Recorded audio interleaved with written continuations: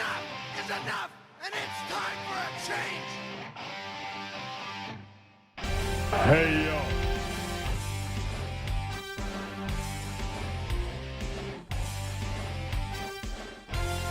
My life, my money, my legacy.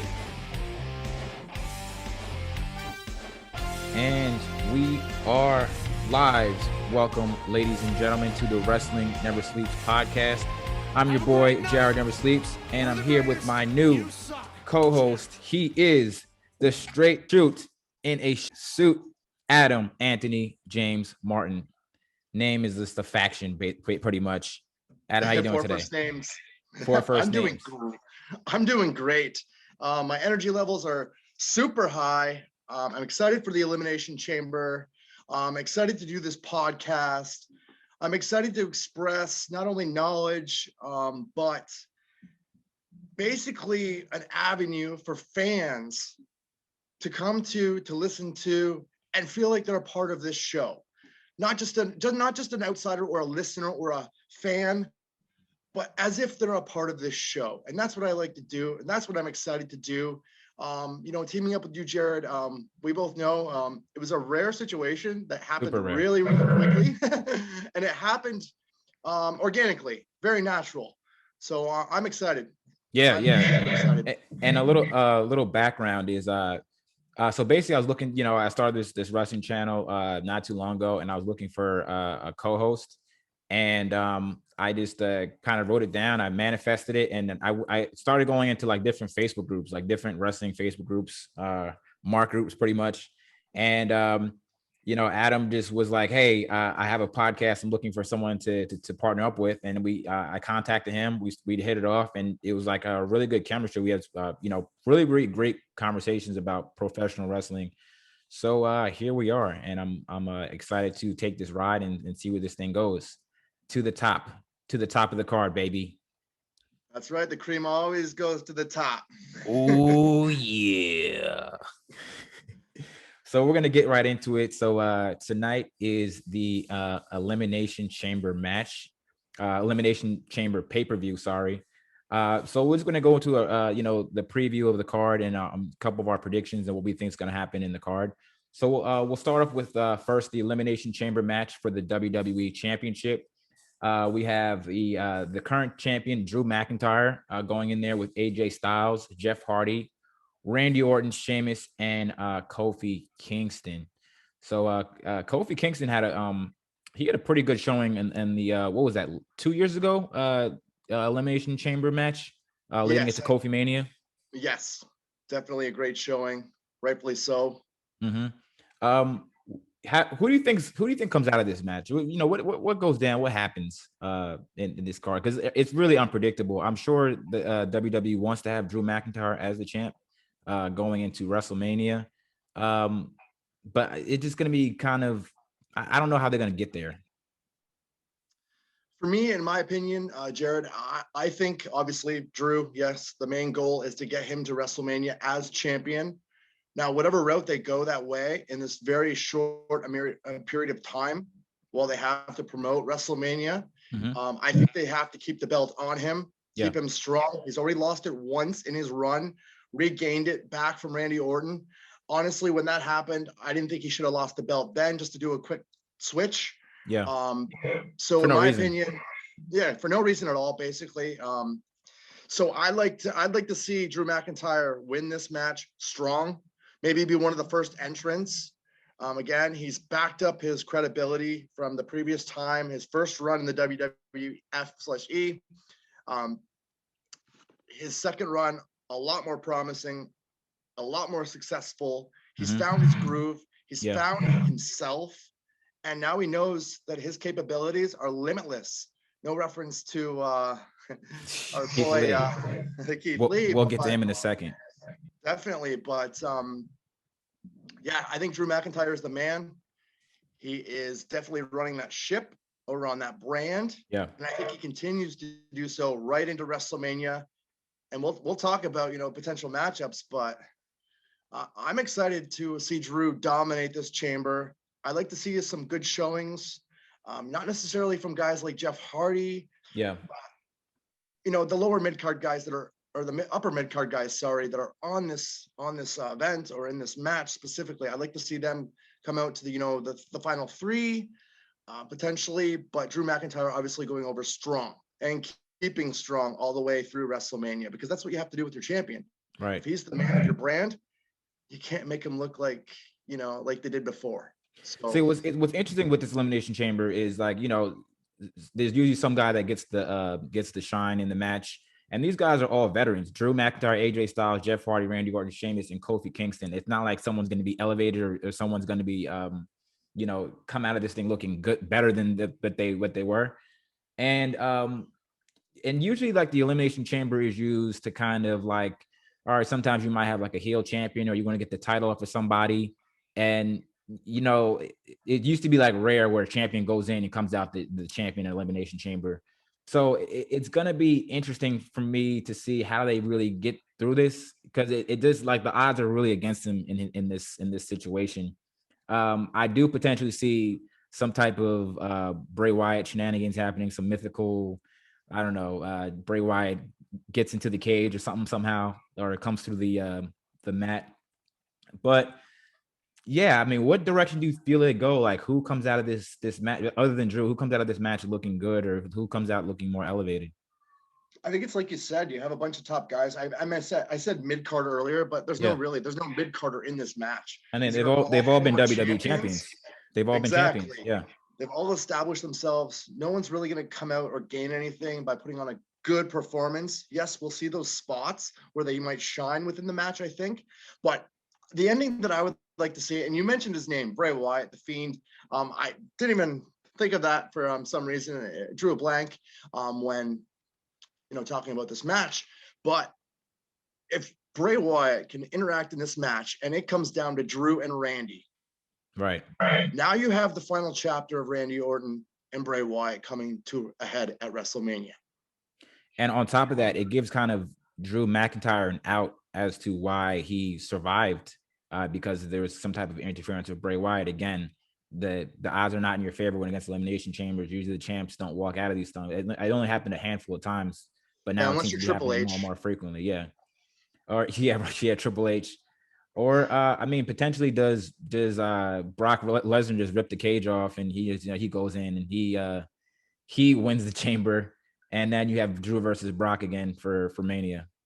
See, I'd like to see if Brock's going to interfere in one chamber match tonight. I'd like to see him interfere in the SmackDown chamber match. That would be interesting. Because if somehow, some way, if he showed up and entered that match by any means necessary, we've seen a lot of backstage assaults lately on, broadcasting. Something could happen where Brock Lesnar intervenes, takes a spot, and then we have Brock Lesnar. We have Roman Reigns. Mm-hmm. They're going to clash it out. And you have who does Paul Heyman side with? You have that dynamic as well. Exactly. That would be a lot more important to me, I think, than him switching over to Raw, because he does have the ties with Paul Heyman. He's got the background with SmackDown. Yeah. He built that brand when it was first starting, minus The Rock. If you're going to do it that way, you have him interfere in the SmackDown match, because that means a lot more as a fan. I think it means a lot more for the business. I think that means a lot more for the upcoming WrestleMania potential matches that could be booked if that were to happen. Right. Now, those are a lot of big what ifs. Right. But yeah. It's fun to think about. Mm-hmm. And now, speaking of SmackDown, we have another match. We have Sasha Banks and Bianca Belair versus the women's tag team champions Nia Jax and Shayna Baszler. And we spoke a little about this last night off the air. I'm not sure what this particular feud does for any of the competitors involved. I don't know what it does for the tag team titles. I mean, where do you see them going with this kind of feud that they just built up over the past week? I'm going to revert back to kind of what we had mentioned before last night when we were talking, just kind of, going over ideas and, thinking out things and what they might be doing or planning to do with this match or the tag team titles in general. Before, like I said, I don't like that they're teaming up Sasha Banks with Bianca Belair. Mm-hmm. There's no reason for them to team and then have a falling out. There's already animosity between the two. Right. We have the number one contender, won the Royal Rumble, fair and square, rightful number one contender, and we have a champion, the boss, Sasha Banks. She knows she's better than everybody else because she's wearing the gold. There's your animosity. There's your story. It's just two great competitors going to head to head at WrestleMania for, you know, a prestige title in WWE right now, because the women's division is being built up. They have so much potential right now, and more athletes in that division, more matches are coming out of that division than we've ever seen before, I believe.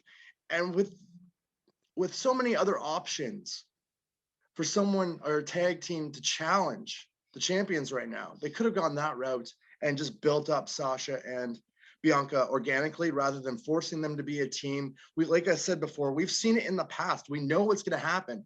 Did Michaels and Austin last? No, but they won the titles, quick turnaround. It led to their future match that we knew they were already going to have. Two dudes with attitudes, Michaels and Diesel, teamed up. They had the belts, and then they had the fallout. History loves to repeat itself. Unfortunately, I think that's the position that Sasha Banks and Belair, Bianca have been put in right now, and unfair situation for them because they don't need it. They're two top stars right now in the women's division or in the, you know, in the company altogether. But to do this kind of petty, you're trying to fool the audience. It's not a story that needs to be told. You know, like you said, Bianca Belair has already won the Royal Rumble. Sasha being the top dog, Sasha being the blueprint, as she calls herself, the standard. She could just say like, "Hey, I know you're the up and coming pup, but this is my show. This is my division." And Bianca could be like, "Yeah, I respect that, but I want to take that from you." So it doesn't, like, I'm not really big on, like, you know, face versus face feuds, but you can kind of, they have reason to like to feud. It's kind of like a more natural sports feud. Like if I'm coming from the Eastern Conference and the Western Conference and we just happen to meet in the finals, we don't have to be bitter enemies, but it's just like, hey, someone's got to win and someone's got to lose.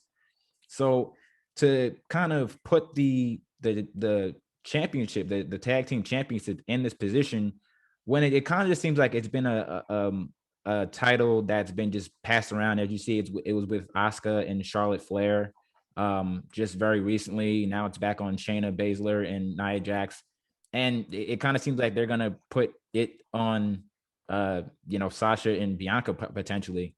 So it just kind of it's kind of weird booking. And if anything, if they do have to put them in a match, maybe you have Adam Pearce come out instead and say like, hey, we're gonna spice this up and make this interesting. We're gonna put you guys in a tag team match.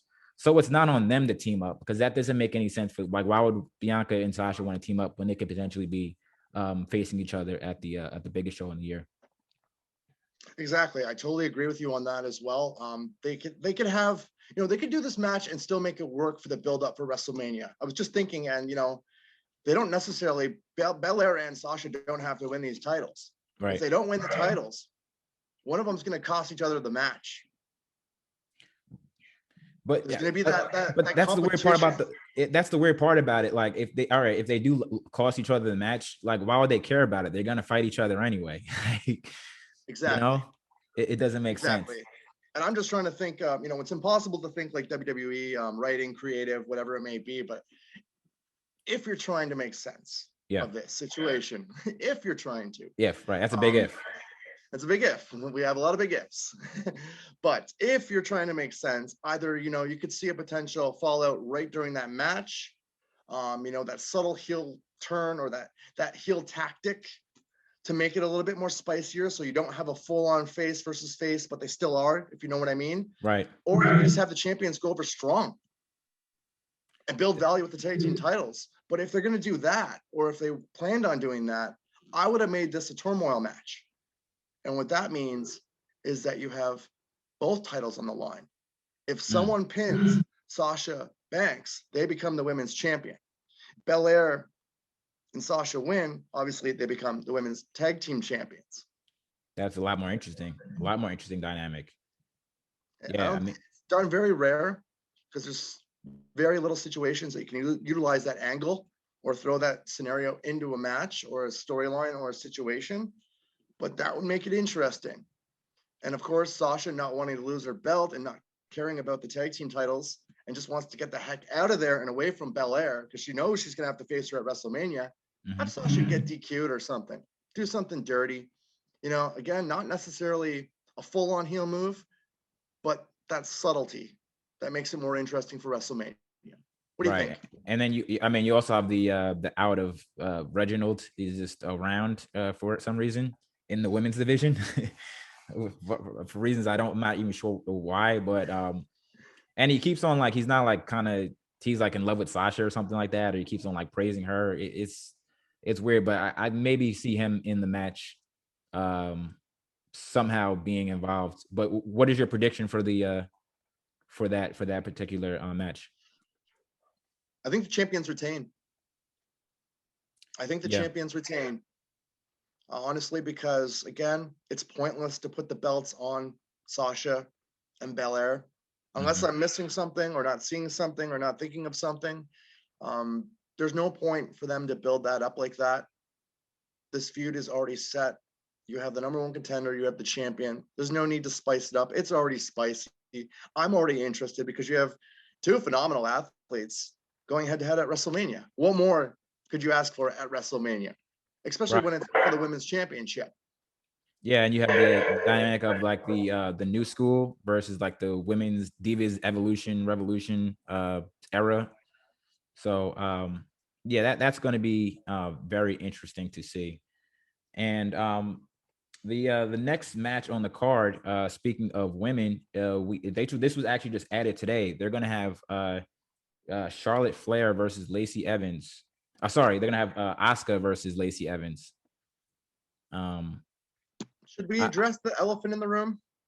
Yeah, let's dive into that. I was under the impression that she was legit pregnant.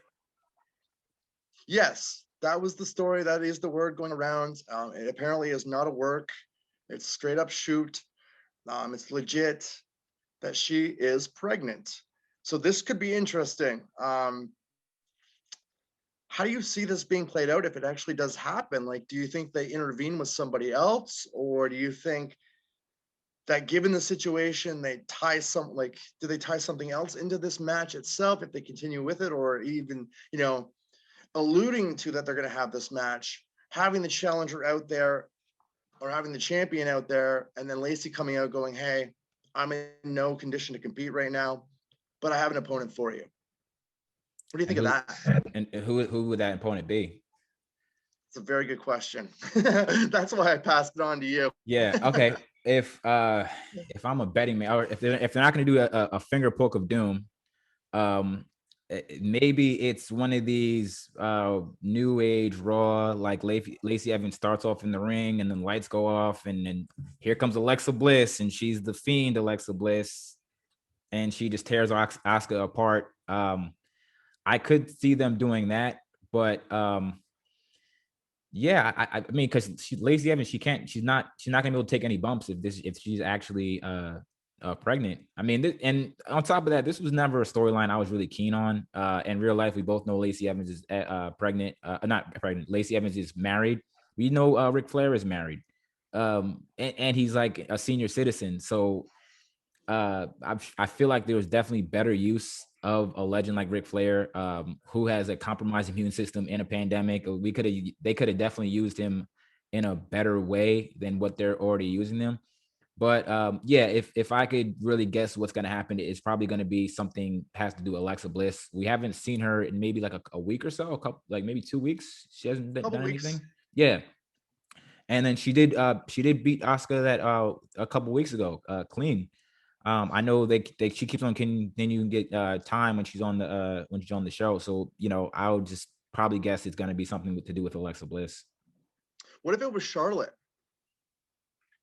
That could be a possibility as well. And then that you can tie Ric Flair back in. Maybe he costs Charlotte the match, and that continues their feud between her and Charlotte win to set up a future 12-month program with Lacey. Right. Yeah. Lacey and her kid. Her kid's a heel. Wasn't serious, but yeah. I could see them throwing Charlotte out there for some reason. Yeah, I mean, and Charlotte's on the card currently. So No, she needs something to do. exactly. And she's again one of their top stars in the women's division, not only in the women's division, but on the show in general. So would be really interesting to see what they do there. The fact that they announced this match, knowing that everybody knows what's going on, in the personal life side of things. Yeah. Makes Unless it they're very working us. They could be working us. Yeah, that's also another factor too, right? Yeah. Maybe they're going back to the old school ways before the internet, and we had to wait and anticipate because something cut off or something wasn't fully explained, or something happened. And again, we don't have all these smart marks out there going on the dirt sheets or going online or listening to people that think they know what they're talking about, when really they don't. And maybe they're working us, which would be nice because you wouldn't expect that, right? Especially in this day and age when it comes to sports entertainment or professional wrestling. Right. Yeah. So it's going to be really interesting to see that match, but I just can't see a pregnant woman taking any bumps. So watch out for the swerve. So next match, we have a triple threat match for the WWE United States Championship. Bobby Lashley with MVP against Keith Lee and Riddle. Yes, sir. Bobby Lashley has been a pretty good champion so far. Keith Lee, from what I'm reading, Vince McMahon is not really high on Keith Lee anymore. I mean, he started off that he was in high profile matches with Drew McIntyre and Randy Orton when he first got to the main roster, but now he's kind of been hasn't been used right. Obviously he wasn't able to be in the Royal Rumble because his real life fiance Mia Yim contracted the virus, so that kind of pulled him from the match. And then we have Riddle, who's, I'm not in love with the character. I know the kid's talented and everything, but the whole like I'm a stoner type of thing, it's just really not my thing, especially when he's like a real life competitive athlete who can really do like legit stuff. So But the cool thing about Matthew Riddle, before we move on to the third guy in this match, yeah. I've known Matthew Riddle for probably 15 years. Okay. When he was a mixed martial artist competing for the UFC brand, I was also a manager within that company for a couple of athletes. And I actually did a mini documentary with Matthew Riddle about his childhood, his growing up, his upbringing, how he became an athlete. What you see on TV right now is the real Matthew Riddle. Really? Yes, that is no work. That is him to a T. He is always smiling. He's always upbeat.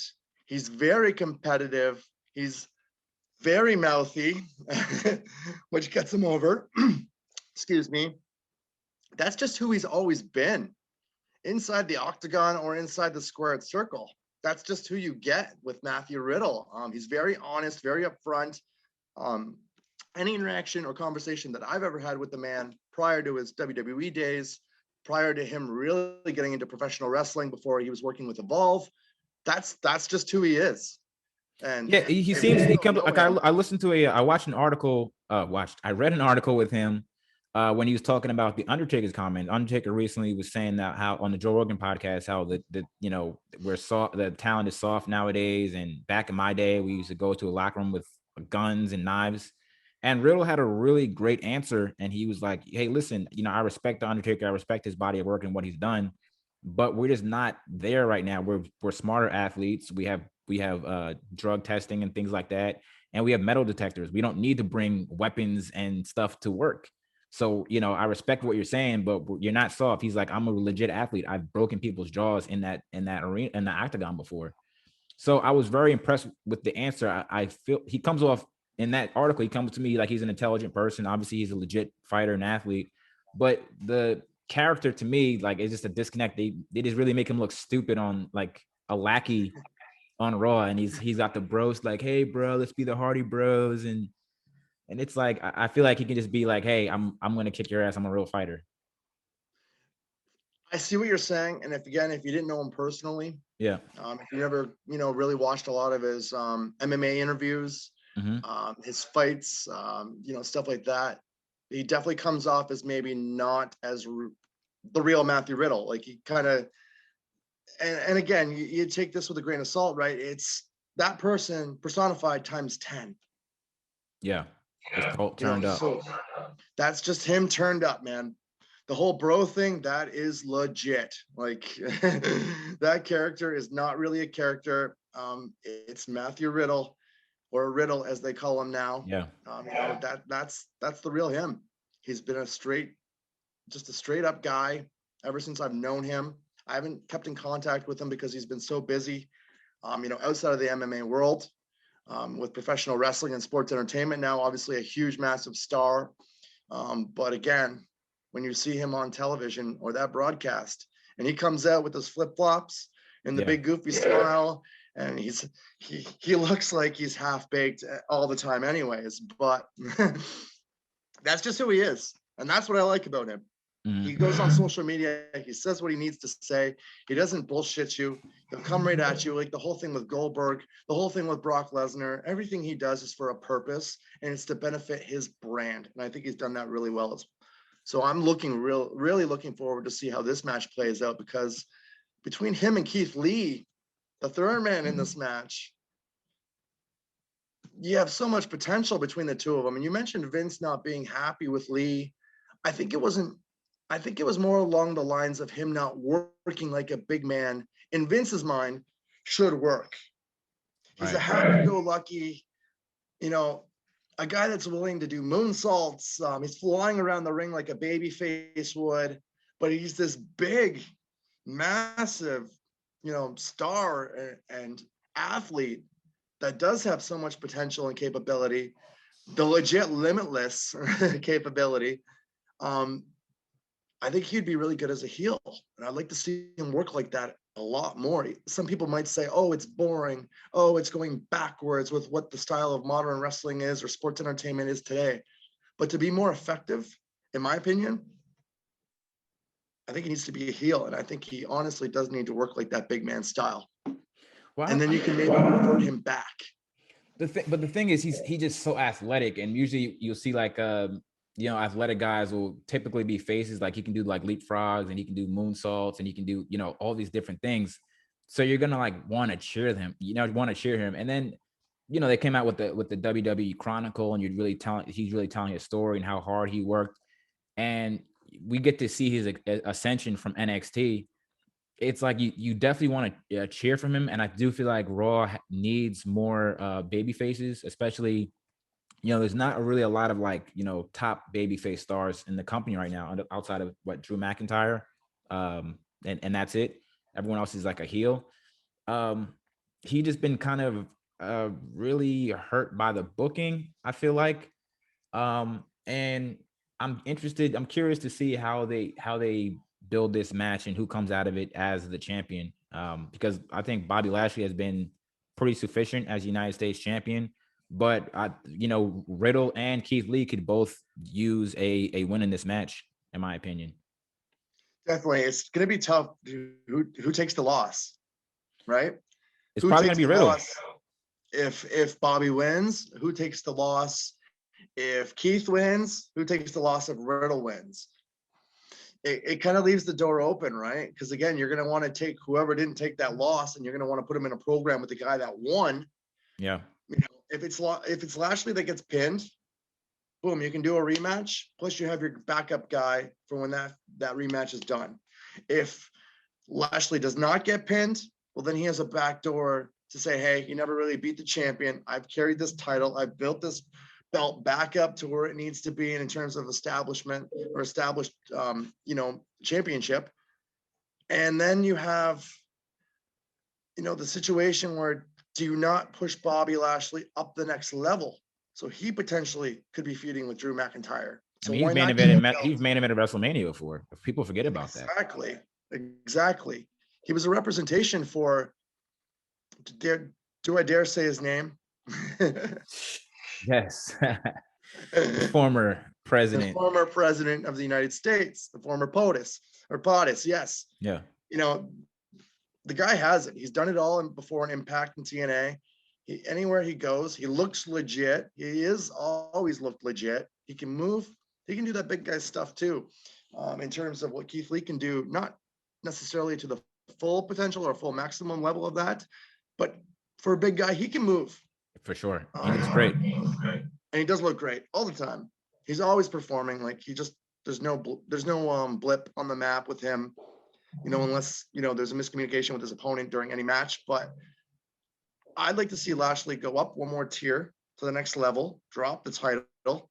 And my prediction, brace yourselves. Mm-hmm. Keith Lee. Keith Lee goes over in this match. Keith Lee goes over. I'm gonna go with Bobby Lashley in this match, only because I feel like Keith Lee winning the title tonight just seems a little bit premature. They haven't really built him up. They haven't also give us. I haven't think they haven't given us a reason to really care about this feud. And the same thing with Riddle. I think it's just really too premature to make these guys go up and get promoted to the next level. So I'm going to go with Bobby Lashley to retain. Maybe it's some situation where Keith Lee hits his finish on Riddle, and Bobby Lashley knocks out Keith Lee and just steals the win. Yep. And then there's also MVP with the heel shenanigans. That could happen as well. Exactly. And when I say I think Keith Lee wins, what I mean by that is I think they will do a program with Riddle and Lee moving forward. Riddle That's why I pick Keith Lee, because Riddle, he can easily be a heel too. And he might even make a better heel than Keith Lee. So that would be really interesting. I think I can see him as a heel more than a face. He kind of just the character just annoys me, so I just kind of look at him as a heel anyway. I'm just not with the character, to be honest. Natural he's a great competitor. Yeah, natural heat. Yeah, exactly. So you got Keith Lee. Sean. I got Bobby Lashley. So next match on the card, we have another Elimination Chamber match for the and the winner faces the Universal Champion Roman Reigns in that matchup. So we have Jey Uso, Kevin Owens, King Corbin, Sami Zayn, Cesaro, and Daniel Bryan. Man, these guys. Damn. Anybody can really win this. I mean, let's talk about Jey Uso winning the Chamber. That adds another level that actually might be the win because that just adds another level to the story with him being kind of like Roman's lackey and their family and things like that. What do you think about Jey Uso winning the Chamber? I have liked that whole story. It's being layered right now. Yeah. And by that, I mean, it's being slow burned, if that's what they're doing. And I love a good, slow burning story. Yes. Let it develop organically. Let it happen naturally. Don't rush it. This is a real story. You have family involved in this, like real life family involved. You have a guy that got, pardon my language, got bitched out by Roman Reigns, when they fought. Even how good was that Hell in a Cell match? Like the storytelling, Roman's crying and all that stuff. It's just great. Oh, it's amazing. Matches. Yeah. Exactly. Amazing. Good stuff. Captivating, for fans to watch. And something that we're not really used to is seeing that genuine, organic, type of storyline develop. And with their match chemistry and the chemistry that, that Roman Reigns has basically with Heyman, Uso right now is just phenomenal. And what better way to build that up than have Jey Uso win, practically say, screw you. I've just been playing along this whole time, waiting for my opportunity. And then him going on to face, Roman after the Chamber match. I think that'd be fantastic. I think it'd be interesting that it's just another layer and conflict of the story of, let's say, Jey Uso goes through this hellacious elimination chamber and it's violent and people are just, getting bruises and going, getting hit by the metal and all this stuff. And Jey Uso wins. And then he has the conflict of like, hey, I just went through hell to get to this match. Do I lay down for my cousin or do I actually just, try to get up the ladder? And, I think at the end of the day, he's going to just do whatever Roman says, but just to kind of get the glimpse of like, what should he do in this situation? Because now like he just won this crazy match. So it's like, do I actually go for the championship now? Or do I just do what my cousin says? So I think that would be kind of be an interesting dynamic to see. And then you have Kevin Owens in the match, which I think this is like his fourth try at Roman Reigns, but another guy who I think has been elevated from feuding with Roman Reigns and someone that could really maybe benefit from winning this match. I think that would be also a great idea too, because yes, he's fallen short 3 times. Does everyone really want to see a 4th time? And they're good matches. They're good Great matches. Yeah, Great matches. I've always liked Kevin Owens. I almost called him Kevin Steen. Yeah. But Owens for sure.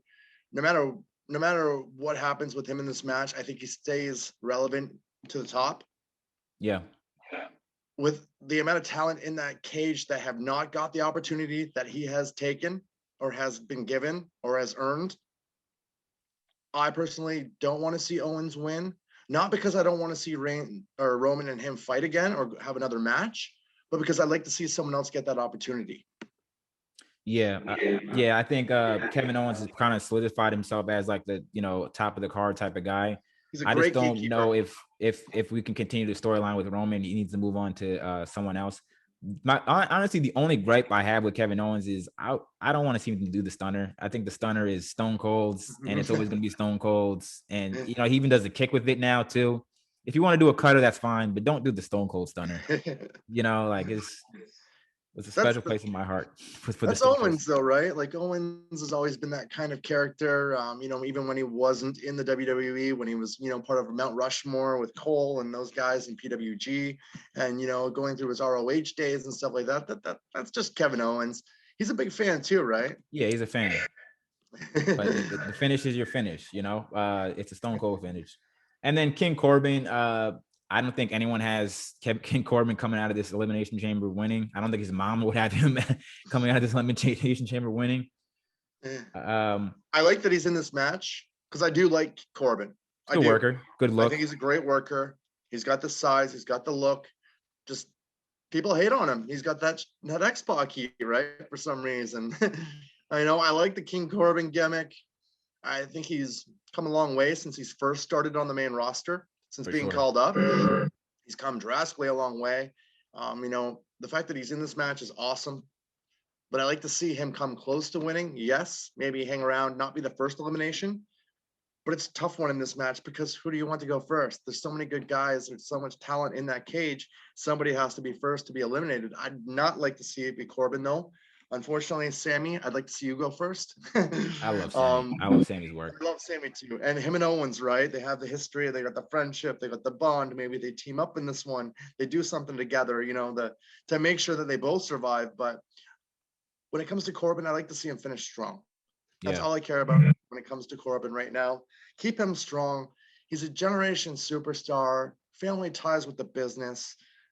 Respect that. He can work whether you hate him or love to, hate him. Yeah. The guy's he's a great worker.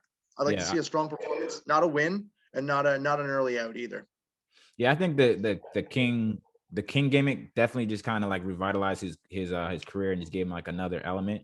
I think Corbin is a guy that just needs. It'd be great to see him in like in a faction. Just give him like 2 guys behind him, and then I guess one of the guys turn on him or one of the guys is elevated from they can feud. Like, some 2 NXT guys that could work with King Corbin for a little bit, and then they have a feud. So, because the guy, whether you hate him or love, he does get heat. He does get a reaction out of people, and he does his job as a heel. He's one of the, I would say, he's one of the bigger heels in the company. People just don't want to see him for some reason. For some reason, I don't get it. I'm a fan. I always have been a fan, even before they came up to the main roster, like I mentioned before. Yeah. So a strong showing would be very, very much appreciated. WWE Universe. Book it, Vince. I know you're watching. Book it. Yeah, you're watching, Vince. And he's a big fan of the show. And so then we have my guy Sami Zayn. Sami Zayn, to me, he would be perfect with like a Money in the Bank briefcase. To me, he's not doing much, but what he does with his character is just he's like a funny heel.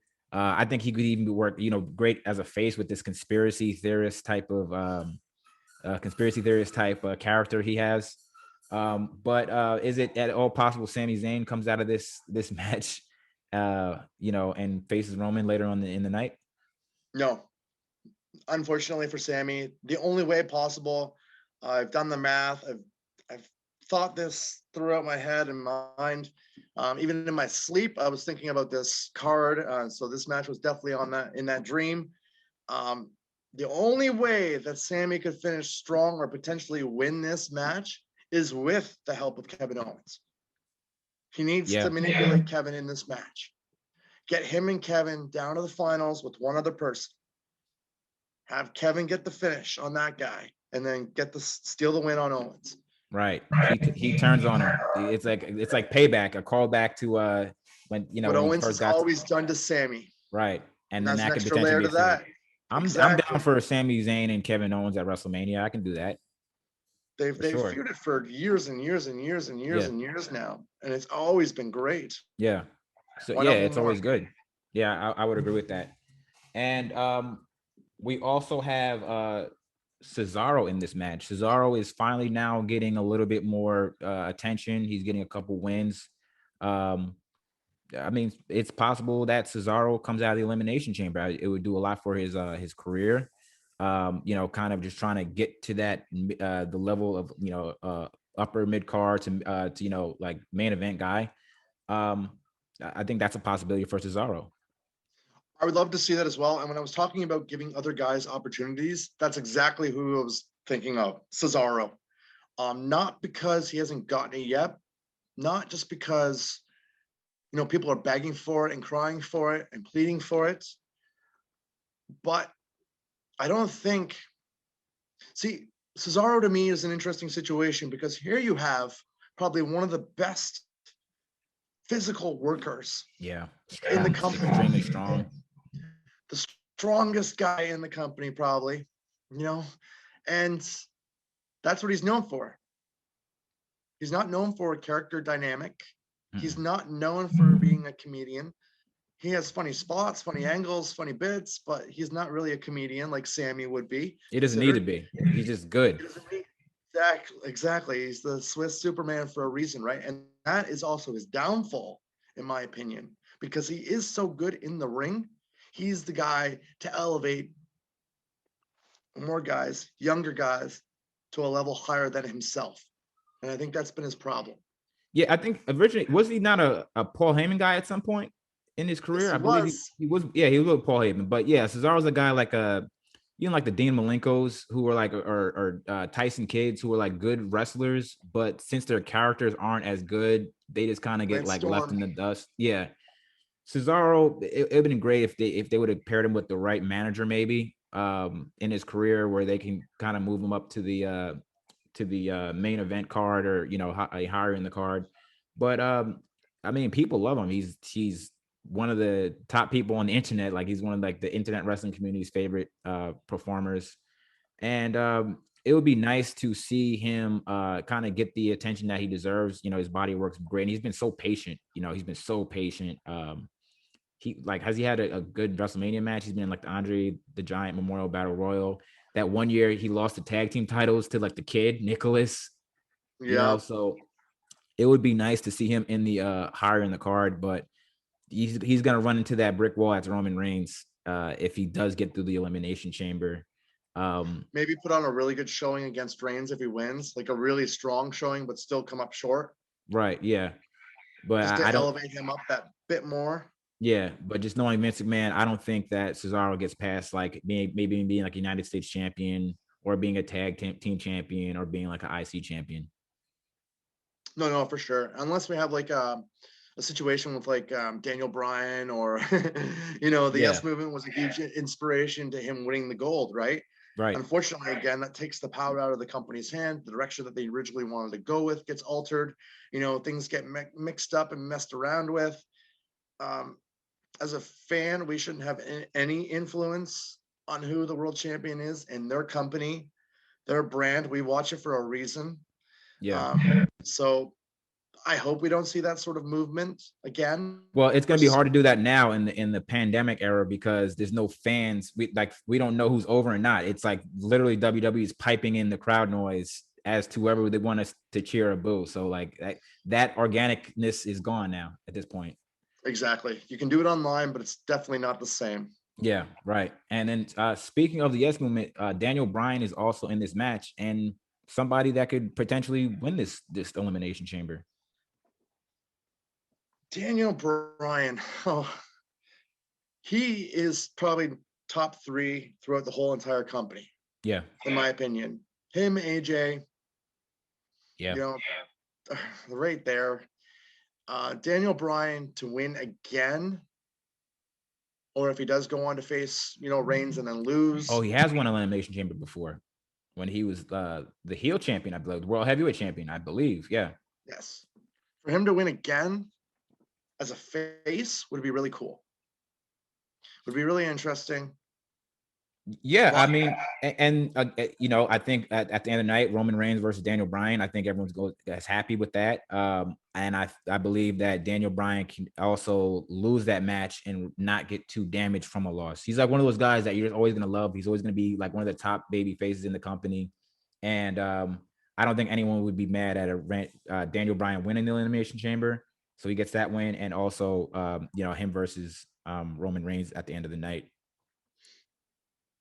I totally agree with you on that one, man. And again, Daniel Bryan, like you said, no matter what happens to him, if he's face, heel, wins, loses, I gets love Daniel Bryan. screws somebody, everyone still cheers for him. Everyone still loves his work in the ring. Everyone still enjoys watching him on television programming, whether he's a heel or face. He's gonna win no matter what, in terms of getting the crowd over with him. He's already over as much as you can possibly be. The fact that he's a safe bet for the WWE tonight. He is definitely 100% safe bet. I would have loved for him to win the Royal Rumble as well. That would have been nice, but Edge is probably just a little bit better of a choice. I'm kind of up in the air on the Edge situation. Yeah. I don't mind it, but it wouldn't have been my first choice. Mm-hmm. But the fact that Edge is there now, there's nothing that we can do about it. Hate him or love him, for his previous work or his work now. No matter who you have Edge and no matter who Edge picks, it's a dream match. Yeah. We don't get to see too many of those anymore. They bring Goldberg back a million times. That's not a dream match anymore, no matter who he faces, in my opinion. That's just Goldberg coming back for one more run. With this, for no reason. I'm tired of seeing. reason. I don't want to see Goldberg on my screen. Like, if you want to use Goldberg in the sense of like, okay, Goldberg should feud like Miz and Morrison. Okay, he comes out, he does a spear on them, the crowd's happy. Like those type of. Okay, he goes out and spears King Corbin. All right, let's use Goldberg like that. Let's not have him destroy the Fiend. Let's not have him destroy Kevin Owens. Like, destroyed that. They destroyed it. But it probably costs too much money to put him in like a mid card or like some type of role like that. Just have him come spear Bad Bunny or something. I don't know, Snooki. Use him like that. Win the 24/7 championship. Right, something like that. I can get down with, but facing in main event matches, I don't know about that. But so what are your predictions? Who's gonna come out of that Universal Elimination Chamber match? Elimination Chamber match to face the Universal Champion. Sorry. I'm stuck between two people. Who's the that? first guy we mentioned? Mm-hmm. Jey Uso. Jey Uso and Daniel Bryan. I'm going with Jey Uso or Cesaro. Cesaro? Yeah. I think I'm gonna go with Jey Uso only because the I Quit match, the Hell in the Cell, it was just really great storytelling, and I don't think they're gonna waste that. We also have the Edge dynamic. If Jey Uso wins, and then maybe Edge tries to get into Jey Uso's head, and so then you get that element because Edge is the ultimate opportunist, right? Exactly. So you should be at least. Right. So okay, so then the final match of the night would then be Roman Reigns versus my pick's Jey Uso, so it'd be Jey Uso or Cesaro. You said, right? So, yeah, I'm gonna before we move along, Jared, I'd like to just had a thought. Uso doesn't win, falls short, places second place, in the match. Mm-hmm. So he's the second to last guy. Reigns comes in, faces the winner of that match. What if Uso costs Reigns the title? Oh. And then they set up a one-on-one match at WrestleMania with no title involved. So it's Jey versus Roman? Say it's Jey versus Roman at WrestleMania, and say Cesaro or Daniel Bryan is the guy to win the chamber. Uso comes in, prevents Roman Reigns from main eventing on the grandest stage of them all. How much of a layer is that to that storyline? Yeah, and their Maybe have family. Edge and Brian. Yeah, And for maybe that have you Edge gotta bring in Tamina, you gotta bring in Rikishi, you gotta bring in Afa and Sika. It's gotta be I a was gonna whole say- family affair. You got to bring in The Rock. You got to bring in The Rock. Yeah, and that's I think that I was about to say that. I think that's the only reason why that doesn't happen. I can honestly see Roman Reigns being the champion for like 2 years straight until they can get Rock versus Roman. Probably at WrestleMania in Hollywood next year. I get that's a dream match. That's like, and it's so rare to do these kind of like generation. You got the when you had Hulk and Rock, when you had what are the matches that we had? We had Rock and Austin, we had Cena and Rock and things like we have to do Rock and Roman for the championship. That would be amazing. That would probably be the #1 selling pay-per-view event in the last 10, 15 years. Guaranteed. Yeah. That is a dream huge match. And Roman's just so freaking good. He's connecting on all cylinders right now. He is the main event. Like he's like the top of the top in the entire industry. There's no one 100% for sure. And I love how they're using Paul Heyman this time around compared to how they used him with Brock Lesnar. Yeah. Roman can talk. Yeah. And that's a great thing for Heyman because he doesn't have to do all the talking like he did have to do for Brock because Brock didn't like talking. Yeah. Brock really couldn't. And he didn't need to. He's just an ass kicker. He didn't need to. Exactly. Well, Romans can do a little bit of talking. Heyman can still be the mouthpiece, the irritating little puppy, gnawing at your ankle, while Romans is the big dog beating you down. And yeah, he's just a consultant now or something. Yeah, he's just a consultant. He's what is it? A counsel of the table. Yeah, the counsel of the table. Yeah. So it changes nonstop. Mm-hmm. So in that match with Roman Reigns, so we have Jey Uso. We have Jey Uso winning. We have Cesaro winning. How does that matchup go? The last match of the night. Oh, Roman Reigns all the way, no matter who wins. Right? Yeah, no matter who wins, unless they do something with Uso and they they go in a totally different direction, which would throw everybody off. Again, the element of surprise that we don't get that much. Would I like to see Reigns lose the title? Yes. Do I predict it? No. Does Reigns probably need to headline WrestleMania to make it a great success? Yes. Yeah. And again, just like you said, he is the #1 guy in the industry. Yeah. Just the industry. Yeah. I would agree with that. Yeah, I got to go with Roman Reigns to win that. And maybe possibly the night just ends with, Roman Reigns, he wins, he hoists the title in the sky, he turns around, speared by Edge. Edge takes the mic, hey, I'm going to face you at WrestleMania. It's going to be me. And then points to the sign. Copyright 2021, WWE. We have the feet off and then we're out. Yeah. I can see that too. And Edge is going to be there, right? So we know he's going to be there. We know he's going to interact, post-match. So that's going to make it a lot of fun. I'm excited for this card. Even after breaking it down with you and stuff like that, I'm still conflicted on some outcomes that I might have predicted. Because there's so many avenues that they could potentially go with this. Now, history loves to repeat itself. So pretty much what we said should pretty much happen. It's expected. We know their direction on what they want to do with Drew and Roman. We know WrestleMania is right around the corner. We have the two champions. Do you really rarely see a champion lose his belt right before WrestleMania while building up a big time main event match?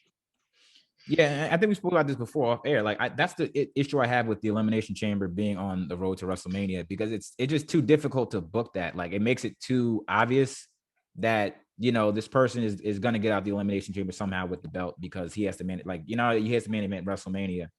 So it's like they should maybe, like you said off air, they should probably move it to like before SummerSlam or some other place where it's just not as predictable.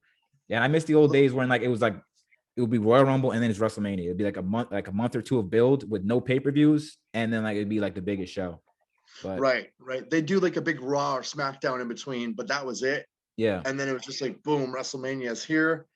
I was gonna say something off the top of my head in regards to the Chamber. Yeah. I missed the first one was that Survivor Series. Right. They've taken away the tag format. of Survivor Series, the real tradition of Survivor Series, they've taken away. What are they really surviving? During that pay-per-view. Why not put the chamber in Survivor Series? Then you're really surviving something. You're really, That's true. putting face to that name. You're making it mean something. If you're not doing the 4-on-4 or the 5-on-5 elimination matches anymore, typically they like to do the Raw versus SmackDown thing, which in my opinion is just a waste of time anyway. It's bragging rights. It's the bragging rights pay-per-view, basically. Like bragging rights, exactly. And to me, that's unfair to one of the original 4 pay-per-views that they came up with. And I missed the old school traditional days, like 1989 Survivor Series. I can recite from start to finish. We had all those tag teams and like just such a cool concept. But since they've taken that away, why not move the chamber to November? That way you give the proper build up for the Royal Rumble. You have your month in between with December. Right. You have the Rumble, and then you have your straight shot to WrestleMania. Yeah, that's a good point because Survivor Series does need help. I mean, it's kind of like back in the day, you could have like the teams and it made sense. You just had a heel versus face team or something like that, or But now it's kind of different. Survivor Series definitely needs some type of stakes. That's the main issue with Survivor Series. There's nothing at stake. So if they just had Survivor Series is the Elimination Chamber match, and then you actually have something to survive. You're right, and it's kind of more a modern way to present the one of the big 4 pay-per-views. I would agree with that. I think so for sure. Cut out, no way out, or whatever they call it. Now, cut out. I mean, let's be honest. A lot of these pay-per-views can go. I'm not a big Fastlane guy.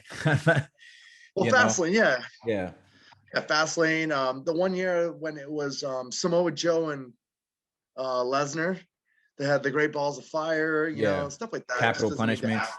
Capital Punishment. Yep. Yeah, the pay-per-views the like B that shows. Yeah, exactly. The B shows. We're gonna put Dolph Ziggler in a title match for a one-off just because we don't have anything for that pay-per-view between the Royal Rumble and WrestleMania. As an example, that's what they do. They put guys like Dolph Ziggler. They put guys that are on that upper mid card. I love Dolph. I love Dolph Ziggler. He should have got like a really good like championship run. He's great. He's a great look. He can wrestle. He can sell. He can talk. One of the best bumps in the business. And that's by saying that, he has the ability to put anyone over, which is probably one of the biggest compliments a talent could receive. Yeah. With that being said, and he's not even on the card tonight. There's not any tag team championships on this card. And no Rude, no Ziggler, no Intercontinental Champion. Well, now with Big E just got he just got wrecked with Apollo Crews. Yep. That's gonna be some good television for the next couple weeks as well. That'll be awesome. I love Big E. Yeah, for sure. I'm glad. I'm actually kind of glad that he's away from New Day just so he can kind of elevate. I would actually have loved to see him kind of turn on a Kofi Kingston when Kofi was champion, and then they can kind of make friends. It would have been better, kind of a better element, like maybe a storyline where you're just Big E just has to know. He has to know because everyone's been telling him like, "Yo, am I better than you?" Yeah, am I better? I just have to know, and they could have done that before. So the jealousy thing, right? Yeah, something like that. But for sure, that I believe wraps up the card. Folks, thanks for watching. Let us know what you guys think about Elimination Chamber tonight in the comments. Make sure you like and subscribe to our channel. Leave us some feedback, what type of videos you want to see. And we will be back with you guys, I believe, tonight or tomorrow to kind of go over the card and what happened, as well as have a... we'll be back tonight. We'll be back, Arnold voice. We'll be back. We have to get to the chopper now, but we will be back. We'll be back. But thanks. Now, Jared, sorry to cut you off, my friend. Go ahead, yeah. Before we leave, before you say goodbye to all our listeners and everything like that, social media where people can reach you. Sure. You can follow at Wrestling Never Sleeps on Instagram and Facebook. And my personal Instagram is Jared Never Sleeps as well. Perfect. And if you did like the show, guys, we appreciate the feedback. Like Jared said, you can follow me on Twitter at Real Adam Anthony. Very simple. The straight shoot in a suit. Here with Jared, our first episode. Thanks for watching, folks. And it's still real to me, damn it. Good night.